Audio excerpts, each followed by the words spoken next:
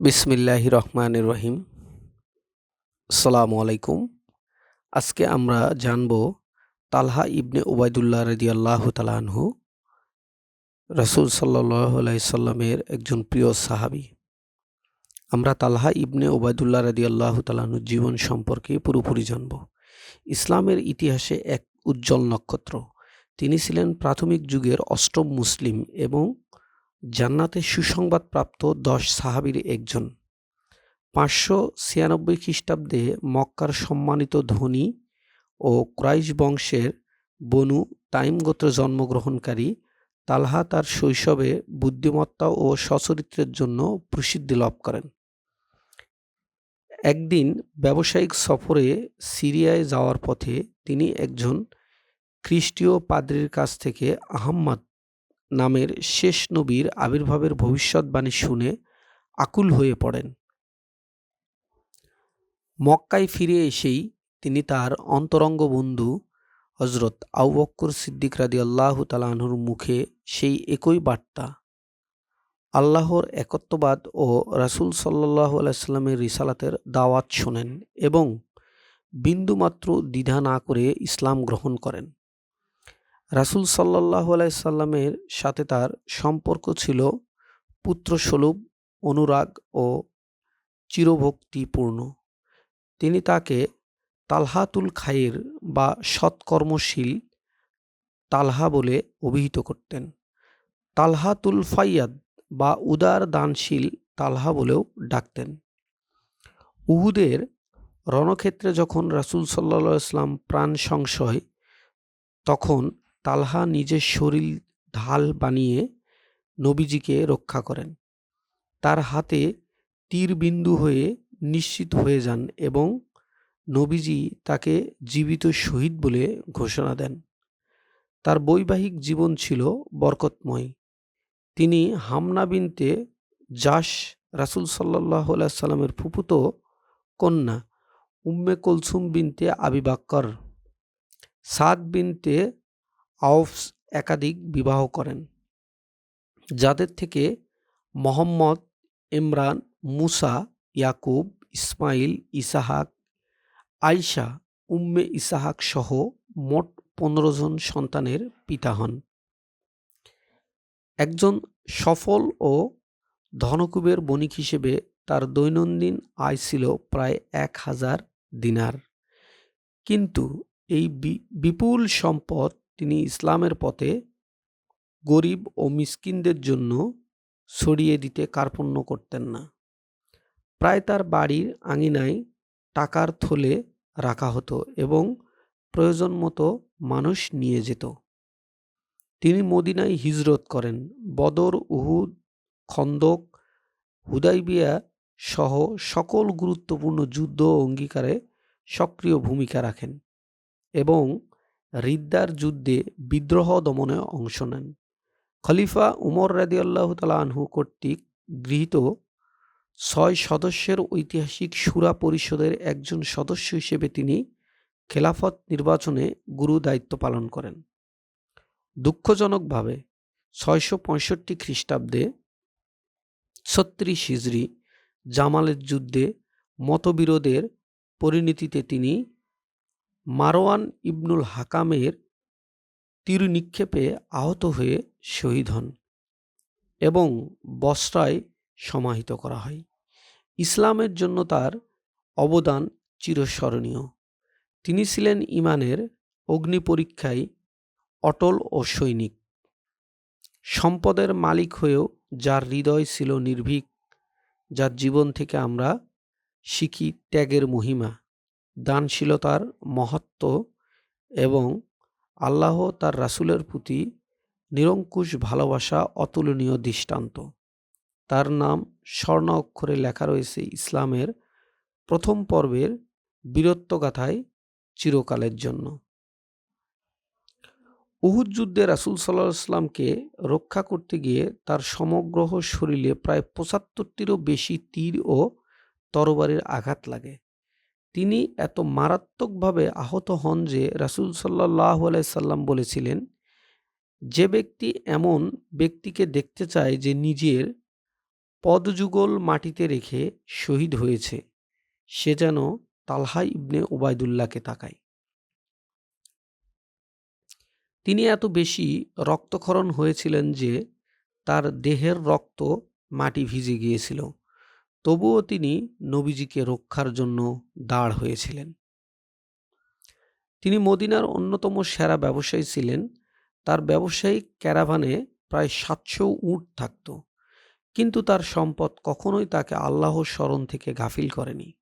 তিনি প্রায় রাত জেগে তাহাজ্জুদের নামাজ পড়তেন। তিনি সরাসরি রাসূল সাল্লাল্লাহু আলাইহি ওয়াসাল্লাম থেকে ৩৮টি হাদিস বর্ণনা করেছেন। তার বর্ণিত হাদিসগুলো বুখারী ও মুসলিম সহ প্রধান হাদিস গ্রন্থে সংরক্ষিত রয়েছে। তিনি ছিলেন প্রথম ৪ খলিফা আবু বকর, ওমর, ওসমান এবং আলী সমসাময়িক এবং তাদের ঘনিষ্ঠ সহচর। নবীজি কখনো কখনো তালহা ও জুবায়ের রাদিয়াল্লাহুকে একসাথে সম্বোধন করতেন এবং বলতেন, তালহা ও জুবায়ের হলেন আমার জান্নাতি বন্ধু। জামালের যুদ্ধে মারওয়ান ইবনু হাকামের তীরে আহত হওয়ার পর তার শেষ কথা ছিল, হে আল্লাহ, রাসূল সাল্লাল্লাহু আলাইহি ওয়াসাল্লামের প্রতি আমার ভালোবাসা ও তার আনুগত্য স্বীকৃতি দান করো। রাসূল সাল্লাল্লাহু আলাইহি ওয়াসাল্লাম বলেছেন, আবু বকর জান্নাতে, ওমর জান্নাতে, ওসমান জান্নাতে, আলী জান্নাতে, তালহা জান্নাতে, জুবায়ের জান্নাতে। রাসূল সাল্লাল্লাহু আলাইহি ওয়াসাল্লাম বলছেন, যে ব্যক্তি এমন একজন দানশীল ব্যক্তিকে দেখতে চায়, সে যেন তালহার দিকে তাকায়। রাসূল সাল্লাল্লাহু আলাইহি ওয়াসাল্লাম তাকে ডাকতেন তালহাতুল খাইর, অর্থাৎ সৎ কর্মশীল তালহা, এবং তালহাতুল ফায়াত, দানশীল তালহা। রাসূল সাল্লাল্লাহু আলাইহি ওয়াসাল্লাম উহুদের দিন বলেছিলেন, আজকের দিনে তালহার সমস্ত কাজ নেক কবুল হয়েছে। রাসূল সাল্লাল্লাহু আলাইহি ওয়াসাল্লাম বলেছেন, যে কেউ এমন একজন মানুষ দেখতে চায় যিনি নিজের গায়ে হেঁটে জান্নাতে গেছে, সে যেন তালহা ইবনে উবাইদুল্লাহকে দেখে।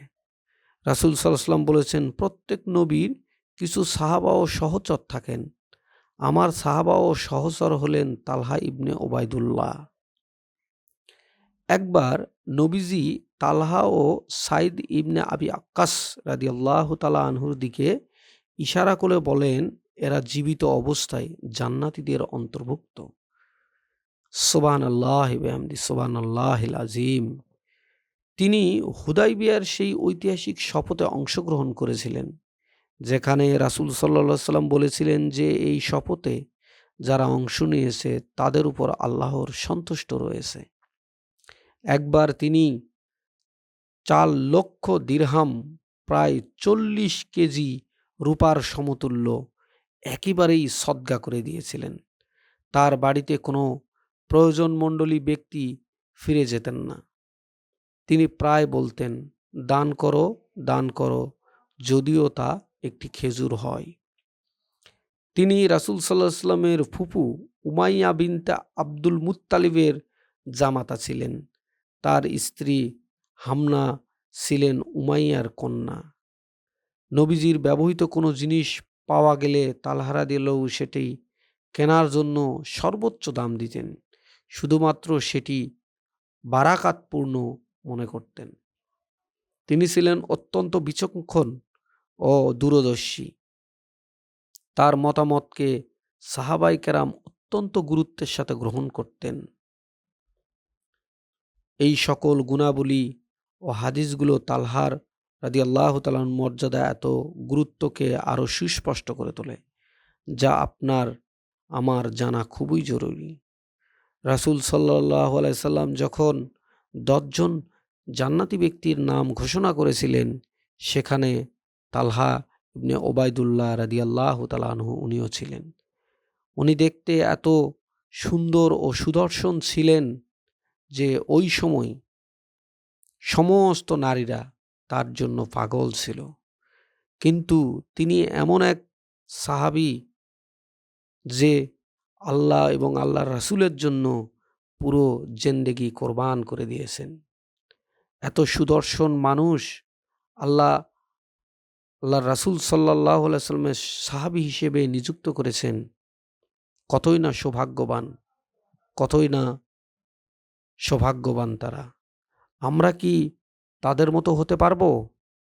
অবশ্যই আমাদের উচিত এই রকম সাহাবীদের জীবন কাহিনী জানা, যাদেরকে অনুসরণ করলে দুনিয়া এবং আখেরাতে শান্তি অবিচল থাকবে। মৃত্যু এতটাই ভয়ানক, মৃত্যু এতটাই যন্ত্রণাদায়ক, এই কবর এতটাই ভয়ানক, এতটাই যন্ত্রণাদায়ক। রাসূল সাল্লাল্লাহু আলাইহি সাল্লাম এত বেশি কান্না করতেন না, যতটা না বেশি কান্না করতেন কবরের পাশে গেলে। সাহাবায়ে কেরামেরা জিজ্ঞাসা করলেন, ইয়া রাসূলাল্লাহ, আপনাকে অন্য সময় এত বেশি কান্না করতে দেখা যায় না, যতটা না আপনি বেশি কান্না করেন কবর দেখলে। রাসূল সাল্লাল্লাহু আলাইহি সাল্লাম জবাবে বললেন, হে আমার সাহাবীগণ, এই কবর, এই কবর হলো একটি স্টেশন। কোনো ব্যক্তি যদি এই কবরে যদি পার হয়ে যায়, তাহলে সে সব জায়গাতেই পার হয়ে যাবে। আর কোনো হতভাগা ব্যক্তি যদি এই কবরে আটকা পড়ে, সে আর কোনো জায়গায় পার হতে পারবে না, সে সব জায়গাতেই আটকা পড়বে। রাসূল সাল্লাল্লাহু আলাইহি ওয়াসাল্লাম এইভাবে সাহাবীদেরকে তামিল করতেন।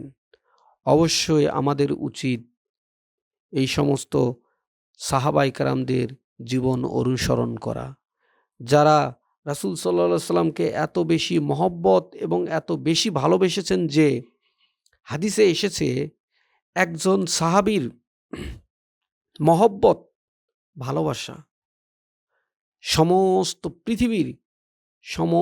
পৃথিবীর উম্মতদের ভালোবাসা যদি একত্রিত করা হয়, একজন সাহাবীর ভালোবাসার সমতুল্য হবে না। তাহলে এখন আমাদেরকে এমনভাবে অনুভব করতে হবে যে তারা ইসলাম এবং নবীকে কতটা মহব্বত এবং কতটা ভালোবাসতেন। তারা শুধু সবসময় আখিরাতের কথা ভাবতেন, মৃত্যুর কথা ভাবতেন। তারা জীবনের সাথে কখনো কম্প্রোমাইজ করেন নাই। এখনকার সময়ে আমরা যেভাবে সামান্যতম ফয়দা লোটার জন্য মিথ্যাকে আলিঙ্গন করি, আমাদের মুখে সবসময় অশ্লীল ভাষা লেগেই থাকে। আল্লাহর রাসূল সাল্লাল্লাহু আলাইহি সাল্লাম বলেছেন, হাদিসে এসেছে যে একটি মানুষকে যখন কবরে শোয়ানো হয় আর কবরের দুই পাশের যে মাটি, প্রথম একটি তাকে চাপ দেওয়া হবে। রাসূল সাল্লাল্লাহু আলাইহি সাল্লাম বলেছেন যে ওই ছোটবেলায় মায়ের বুকের দুধ খেয়েছিল, সেই দুধ তার মুখ দিয়ে বের হয়ে আসবে।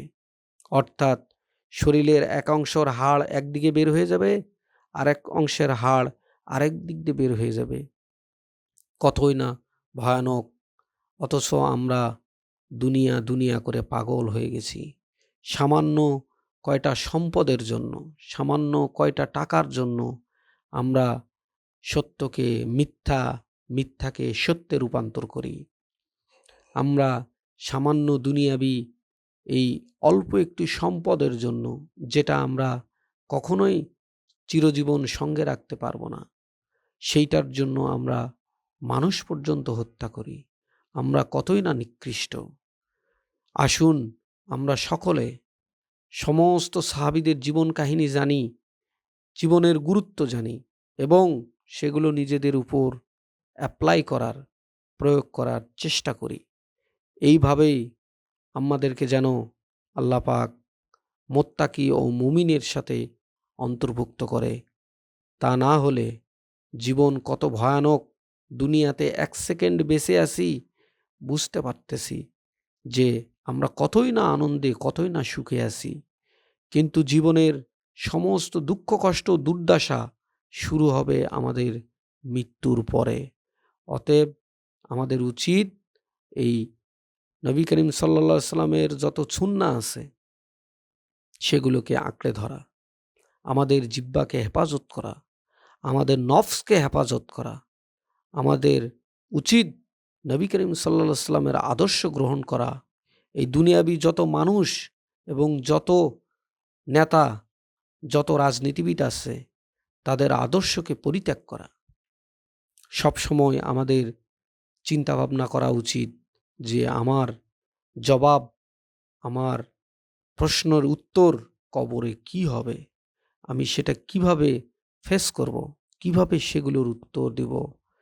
সবাইকে আল্লাহ পাক তার নবী প্রিয় হাবিবের দ্বীনের পথে, প্রিয় হাবিবের সুন্নাহ আঁকড়ে ধরে জীবন পরিচালনা করার তৌফিক দান করুক, রহমত দান করুক।